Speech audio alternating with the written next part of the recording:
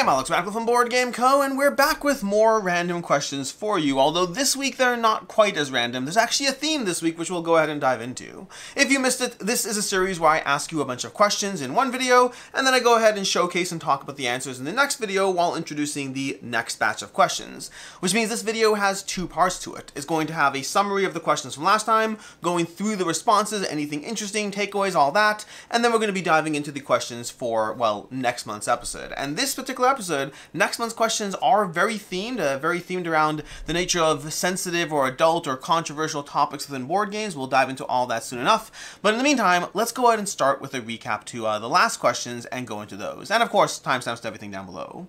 The questions last time, just a quick recap, were do you sleeve your games? With answers no, never, only games where the cards get handled a lot, only games I love where the cards get handled a lot. That is not what's supposed to be happening there. There we go. There we go. Do you sleeve your games? Never, only games where the cards get handled a lot, only games I love where the cards get handled a lot, or always. Those are the opportunities there. The next question is, what is your H index? Simply, what is the number that you've played that many games that many times? Then we have where do you buy your games? With a local game store, big box local game store, online game store, Amazon, crowdfunding, and used games were the options I gave there. We have what's your preferred way of learning a game? Learning the game from the rulebook, being taught in person by others, or learning from video tutorials. And then we have what is your gateway game? Or what was your gateway game? The game that you most credit with getting you into the hobby, however you define that. Meaning you could define it as your first game ever, you could define it as the game that tipped you over the edge, whatever you personally define as your gateway game, what is that game over there? So with that, let's go ahead and dive into the responses. We had 442 responses. That's less than the first poll. That's more than the second poll. I'll take that. That's progress. I appreciate all of you chiming in over here. Let's go ahead and dive into it. Starting off with the first question, do you sleeve your games? We have 441 responses to this one, which means one person skipped that, which I always find fascinating. Like, who's the one person who skipped that question? Like, where is that the point that you tapped out? You answered something else, but not that one. Either way, we have never with 19.3%. We have only games where the cards get handled a lot with 21.5%. Only games I love with 10.7%. That's actually the smallest sector. We have only games I love where the cards get handled a lot with 22.9%, and always with 25.6%, which means if you're watching this right now, the majority of you, and obviously it's the majority of the people who watch the channel who also care enough about board games to participate in a board game poll, that subset, the majority of you, sleeve your games. By a very thin margin, but always is the answer. 25.6 and always. What's interesting is if you look at the categories over here, never has 19.3%, which means 80% of you have sleeves, have access to sleeve, or consider sleeving your games, which honestly is a much higher number than I would have thought. Like 80% of those of you who decide to fill out this poll basically sleeve some degree of some of your games, which is fascinating. What is your H index? Over here, we seem to have a most common answer at around the, is that 5? I think it's 5. I can't tell. It's 5. So 5 is the most common answer given. Again, H index is the number of times you've played that number of games. So an H index of 5 means you've played at least 5 different games 5 times each. So that's 25 total plays. If you have an H index of 20, it means you've played 20 games 20 times each. Each of those 20 games was played at least 20 times each. We have somebody with an absolutely crazy number of 46 over here. I think 46 is the highest number with one person. Whoever you are, that's incredible. Kudos to you. 46 is an incredible achievement. I think my H index, I believe, I have to double check my H index, but I think it was around 33, so I'm in the upper margins over there. But 5 and 10 were the most common answers given for H index over there. So, also, with 5 and 10 being the most common, it makes me wonder how many of those answers were the actual answer or rounding because you're not entirely sure and you got to that number. Because I only ask that because 5 being the most common, sure, whatever. 5 and 10 being the most two common answers, that makes me wonder if like there's a degree of rounding because people would round to those numbers. So I'm just curious about that. Anyways, where do you buy your games? These are tiered answers. They're not always the easiest to read, but effectively, if you're looking at this category over here, this is showing you the first choice. How many of these answers were the first choice? So in other words, from online game store was first choice for around 160 or so people. That's the largest margin. So the most popular first choice was online game stores. The second most popular first choice was crowdfunding, which means the people, in terms of tiering your answers, because they are tiered, crowdfunding was the second most popular first choice. Again, hopefully that makes sense. It should make sense ish, whatever.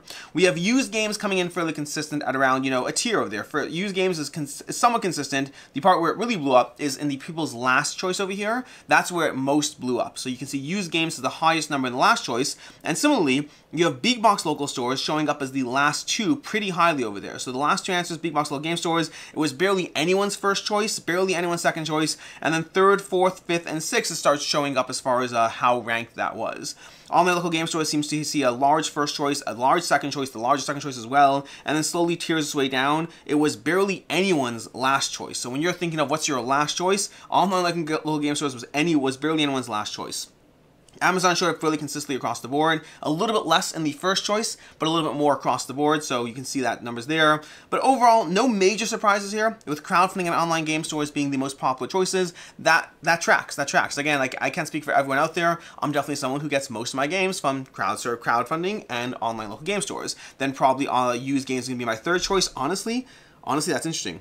I should have like looked at my answers first. My first choice would be online game stores. No, actually no.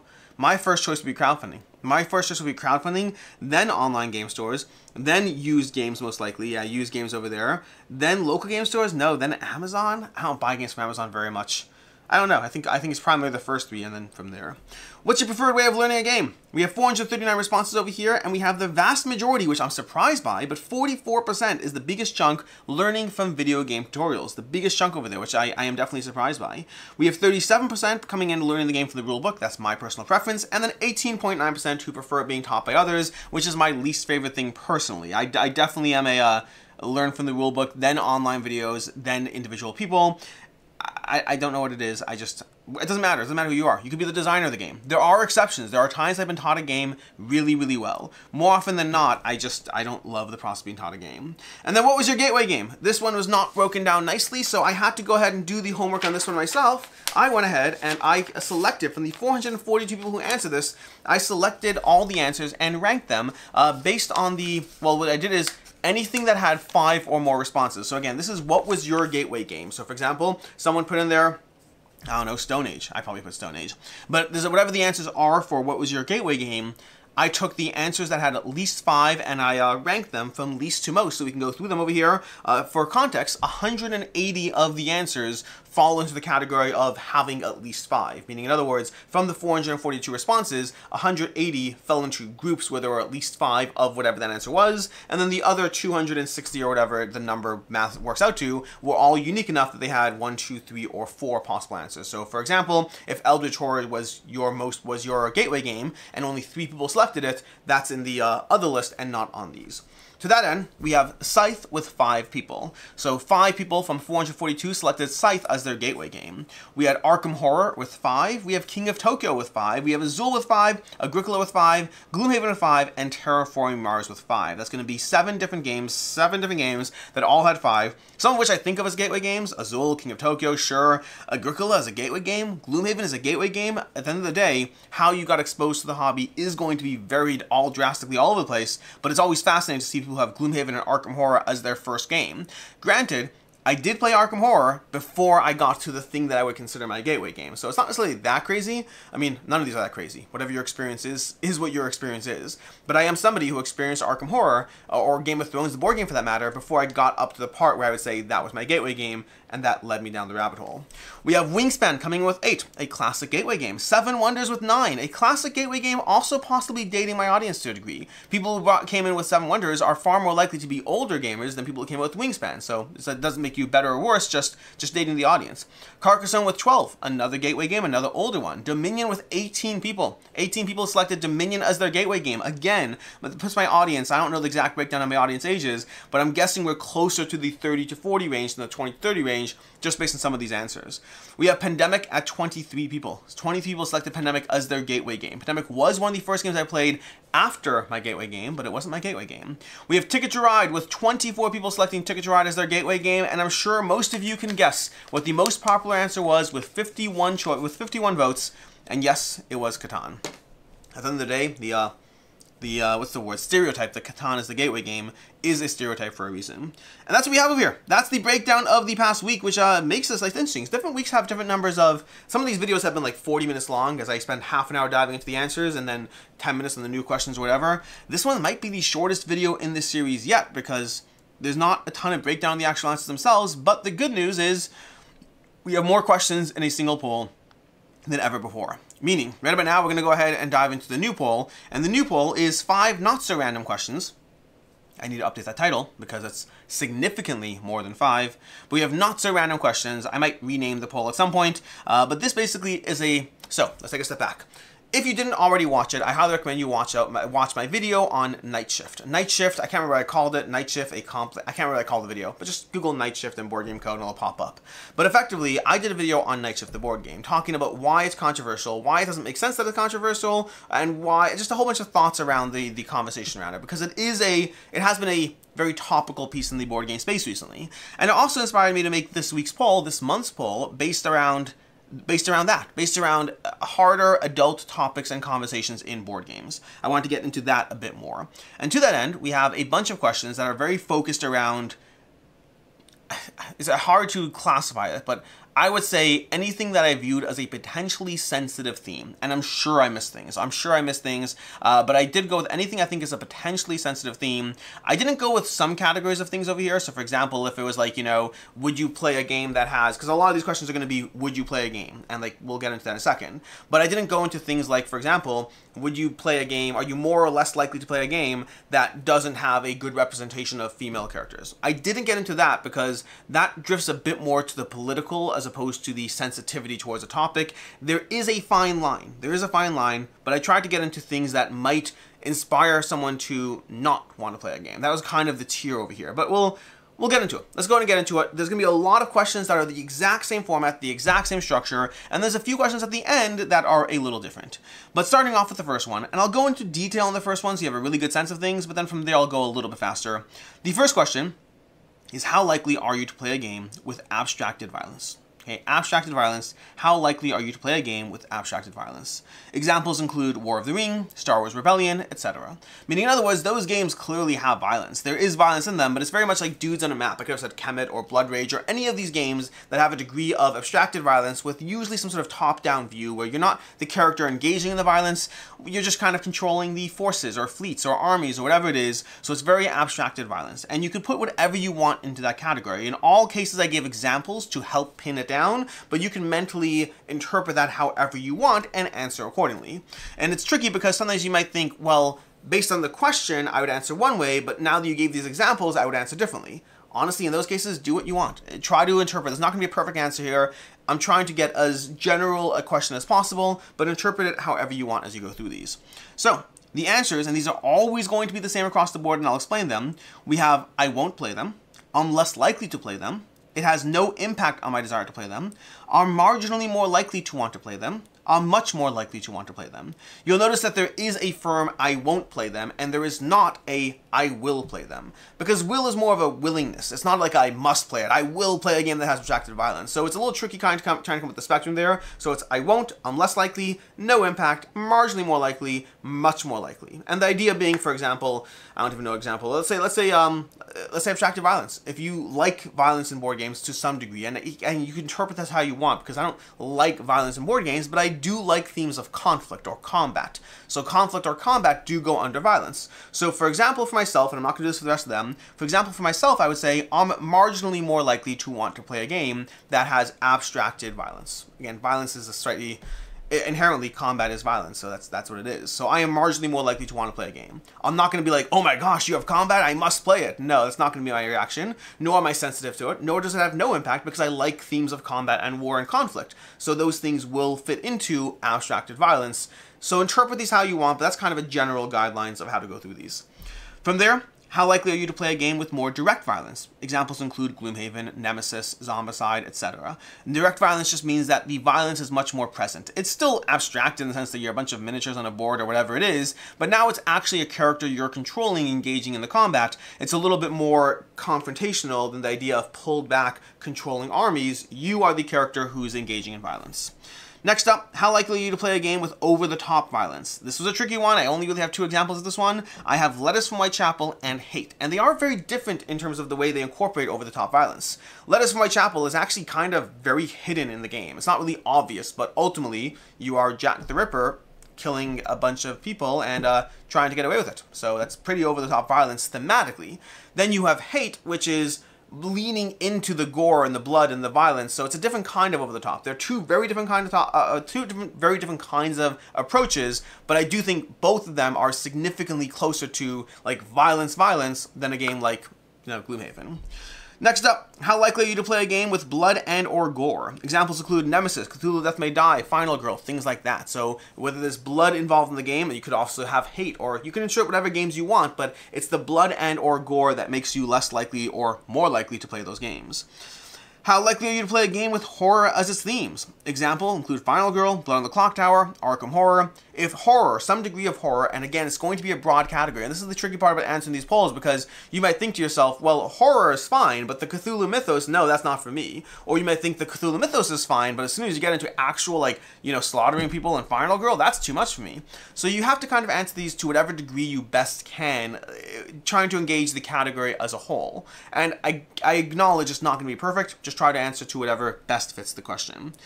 How likely are you to play a game with colonization at the theme? Examples include Puerto Rico, the colonists, etc. This one I was a little iffy about whether to include this one because I was trying to drift more towards general sensitivity over kind of political, but there is an overlap. And I think that colonization does have a degree of violence to it at its very nature, and so there could be a degree of sensitivity around that. Even though it does drift a bit towards the political side, I did want to include this one in the questions. I think it's a fair inclusion over here. But again, same question ultimately.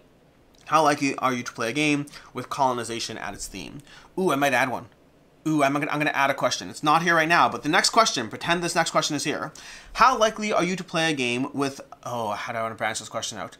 How likely are you to play a game with Nazis, Germany, or Hitler as its theme? Okay, I might try to incorporate that way. Examples will include Secret Hitler, and other games. Like I'm debating, do I want to include Memoir 44 playing as the Nazis, like playing as the Germans? I'll figure out how to branch this question out. There'll be a question after colonization that's going to be about that concept, about the concept of including, let's put Nazis and Hitler. Germany I think is too, well, Nazis, Hitler, and well, specifically World War II Germany, I guess. So how likely are you to play a game with that as the theme, with that as a element of it? Next up, we have how likely are you to play a game with magic as the theme. Examples include Harry Potter the deck building game, Wiz War, Magic the Gathering, etc. Just to be clear, Harry Potter, I'm focusing on the magic side of things, so I'm using magic as a theme right now, not Harry Potter, which is its own separate conversation, but magic in general as a theme, because I do know there are people out there who have a sensitivity towards magic, to that kind of conversation, like is magic something that's not appropriate or not okay, so I'm curious whether any of you fall into that category. How likely are you to play a game with religion as a theme? Examples include Deliverance, Gollum, Kingdom of Solomon. So if there's any degree of religious tilt, and again, I acknowledge that there's going to be different aspects. Some people will be like, Gollum kind of has a religious theme, but it's not front and center. Deliverance kind of puts it a bit more in your face. You might have different answers. Just think about general. These are all, the examples are all guidelines, so you can think of an example. It doesn't have to be the example. The real thing is religion as a theme. If religion is a primary component in any way, shape, or form, and you can interpret that as you want. How likely are you to play a game with demons or devils? Examples include Massive Darkness 2, Dark Souls, Deal with the Devil, etc. Things like that, demons and devils in the game.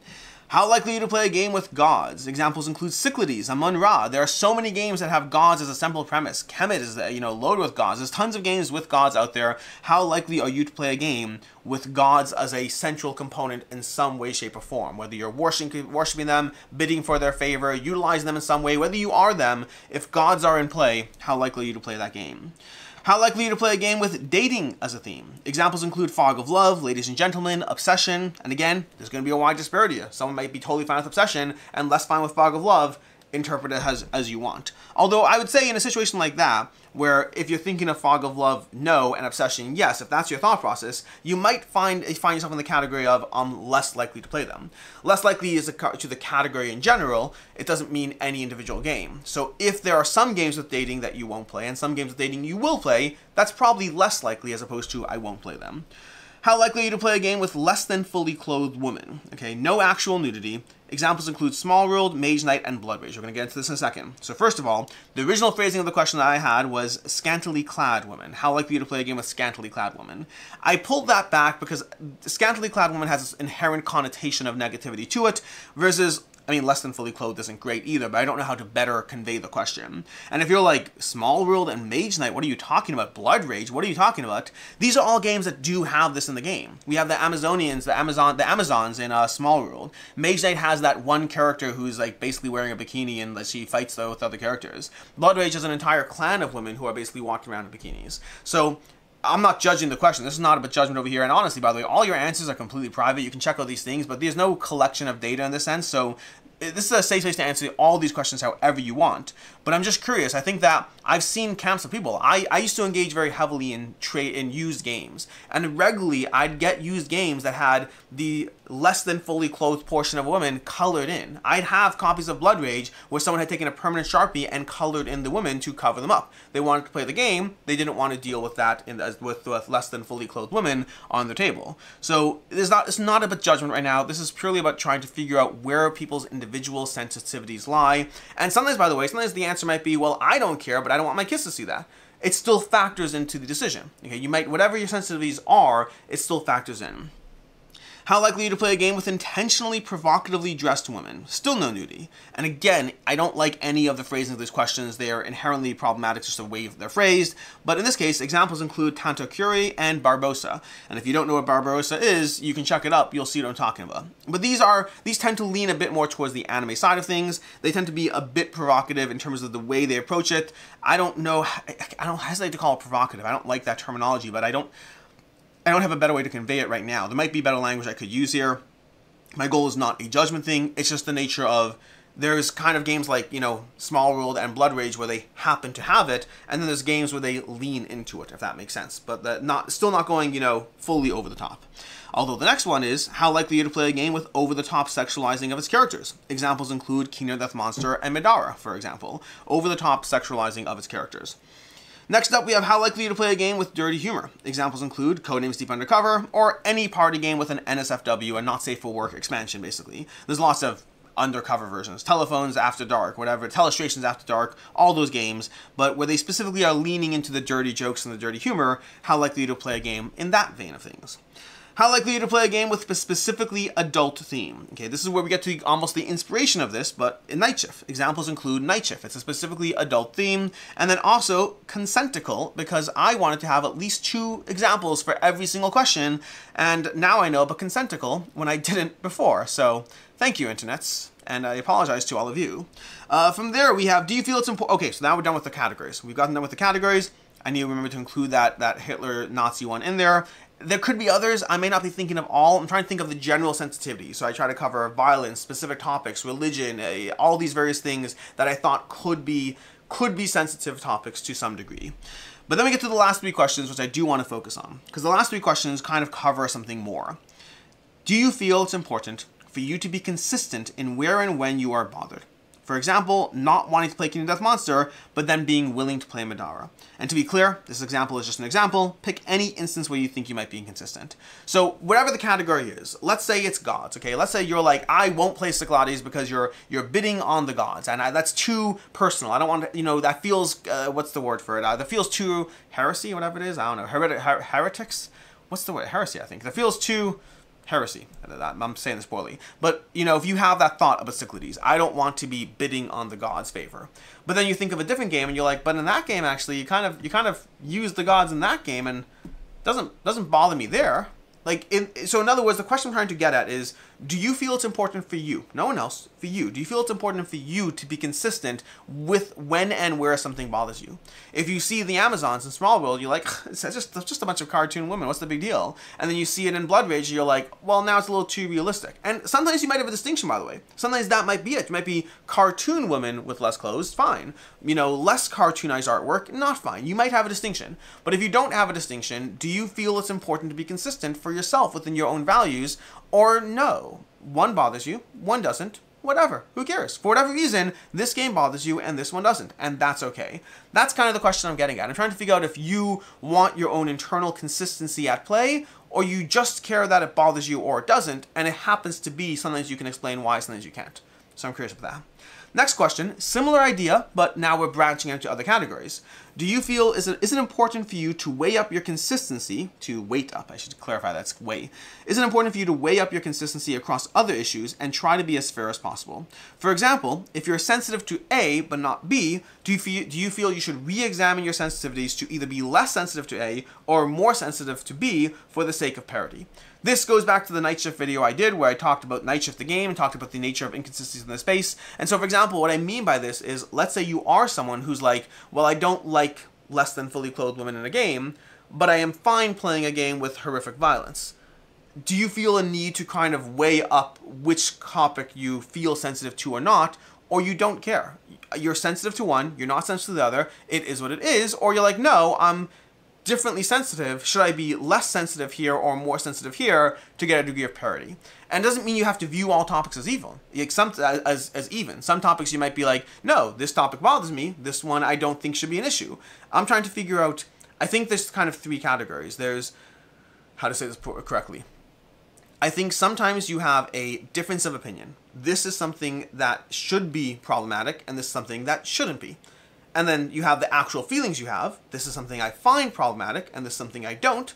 And then the third level is, this is something that I find problematic, and this is something that I probably should find problematic, but don't, if that makes sense. So there's actual internal disagreement, there's just the feelings you have, and then there's the weighing up of the two to try to self-analyze where those things should be. So, and I'll probably insert more opinion in this when I do the full review of this in a month from now or whatnot, but you'll also get some taste of my own opinion if you watched my night shift video already. And then the last question is where we finally branch out into other people. When you indicated less likely or won't play on any question, do you also feel strongly enough about the issue that you prefer these games not exist at all?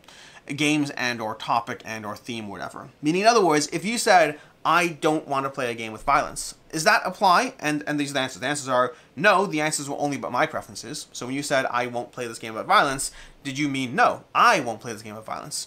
Or B, yes, I think these types of issues are a problem and that they exist at all. So do you think that games with violence, again, if you answered, I won't play games with violence, do you think that games with violence shouldn't exist in general because that's a bad theme to be out in the world? Or no, it's only about your own preferences. And I'm not trying to control, you're not trying to control, well, I guess you are to a degree, but meaning I'm trying to gauge, I'm not trying to say you're trying to rule others, but do you think that the topic or thing in general is problematic enough that the existence of it kind of creates its own problem? So you don't have to be someone who's literally trying to control others. You could say, oh, I have my thoughts and opinions, but I'm not gonna do anything about it. That's also a category. I'm just trying to think, do you think it's a problematic enough topic or conversation or whatever it is that they in some way, shape, or form shouldn't exist at all? And then the last option there, which is the tricky one, and I assume will be very common over here, is it's case by case. Meaning in some cases it's about a personal preference, and in some cases it is a larger feeling about that thing. And to a certain extent I almost debated doing this about every individual question. I didn't want to get too bogged down because this is already going to be a slightly larger poll than usual. And that's what we have over here. That is going to be your recap of the last questions and answers. A new questions and answers, a very topical one. Usual reminder that if you have ideas, thoughts, opinions, questions, or whatever it is, specifically questions, if you want to see questions on the next poll, I will occasionally do themed ones like this where I pick a kind of topic and really dive into it. And occasionally I'll be doing, well, non-themed ones, and you can go ahead and check those out.